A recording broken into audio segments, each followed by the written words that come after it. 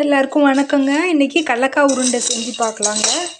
அதுக்கு காஞ்சி போன பச்சை கடலக்காய் நல்லா வறுத்து எடுத்துக்கலாங்க. நல்லா செவக்க வறுக்கலாம். அப்போதாங்க வாசமாகவும் இருக்கும், உருண்டை நல்லா சுவையாகவும் இருக்குங்க. பச்சையாக இருந்ததுனாக்க பித்தம் வேறு. இது வறுத்தாச்சுங்க. இப்போ இதை ஆற வச்சுட்டு தோல் எடுத்துக்கலாங்க. கடலக்காய் தோலை உரித்து எடுத்தாச்சுங்க. இது 1 கப்பு கடலக்காய் போட்டுக்கலாம். இதில் சேர்த்துக்கலாம் வேர்க்கடலை. இதை இப்போ ஒரு சுற்றி எடுத்துக்கலாங்க. பாருங்க, மிக்சியில் ஓட்டி எடுத்தாச்சுங்க. இப்போ மிக்சி எவ்வளோ தூரம் ஓட்ட முடியுமோ அவ்வளோ தூரம் ஓட்டி எடுத்துக்கலாங்க. கொஞ்சம் நரன்னு இருக்குது. இப்போ வெல்லமோ இல்லை நாட்டு சர்க்கரையோ சேர்த்துக்கலாங்க.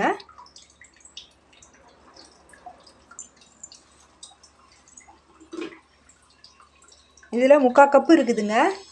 1/2 கப்போ 3/4 கப்போ நம்மளுக்கு எவ்வளோ இனிப்பு தேவைப்படுதோ அவ்வளோ சேர்த்துக்கலாங்க. இது நான் நாட்டு சர்க்கரை சேர்த்துக்கிறேங்க இதில். இப்போ இதோடு சேர்த்து இதை அரைச்சிக்கலாங்க.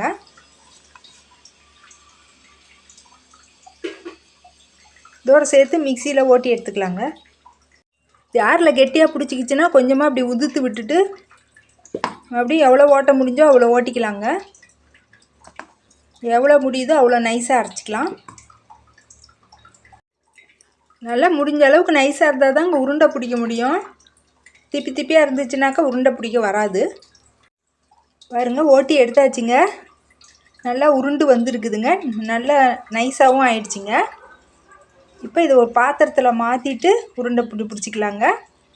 1 கப்பு வேர்க்கடலைக்கு 1/2 கப்பு வெல்லம் சரியான அளவுங்க. சரியாக இருக்குங்க இனிப்பு. அதுக்கு மேலே இனிப்பு தேவைப்படாது. அப்படி தேவைப்பட்டால் 3/4 கப்பு கூட போட்டுக்கலாங்க. இப்போ இது ஒரு பாத்திரத்துக்கு மாற்றி உருண்டை பிடிச்சிக்கலாங்க. அவ்வளோதாங்க, வேர்க்கடலை லட்டு தயாராகிடுச்சிங்க. 1 கப்பு வேர்க்கடலைக்கு 1/2 கப்பு வெல்லம் சரியாக இருக்குங்க. அதுதாங்க கரெக்டான அளவு.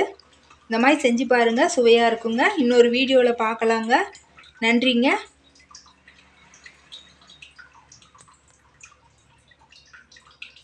எல்லாருக்கும் வணக்கங்க. இன்றைக்கி மைதா தோசை செஞ்சு பார்க்கலாங்க. அதுக்கு கொஞ்சமாக மைதா எடுத்துருக்குறேங்க. ஒரு 2 தோசை அளவு ஆகிற மாதிரி மைதா எடுத்துருக்குறேங்க.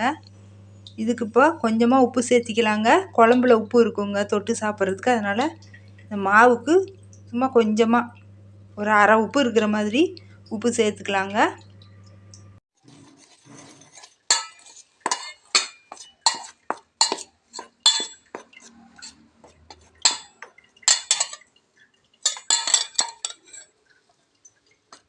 இப்போ 2 முட்டை உடச்சி ஊற்றி வச்சுருக்குறேங்க. இதை இதில் சேர்த்திக்கலாங்க.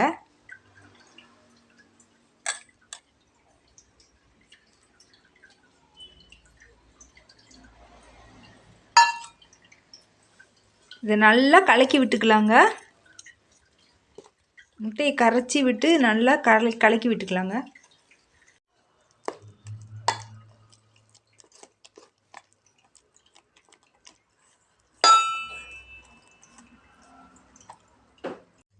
தேவையான அளவுக்கு தண்ணி விட்டுக்கலாங்க. இப்போ தண்ணி விட்டு நல்லா கரைச்சிக்கலாங்க.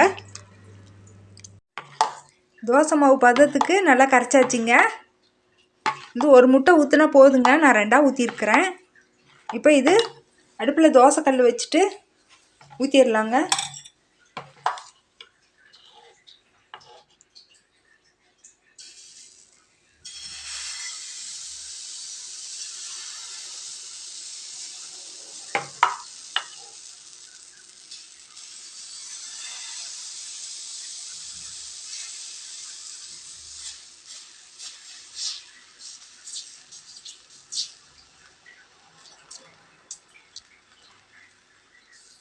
எண்ணெயோ நெய்யோ எது வேணாலும் விட்டுக்கலாங்க.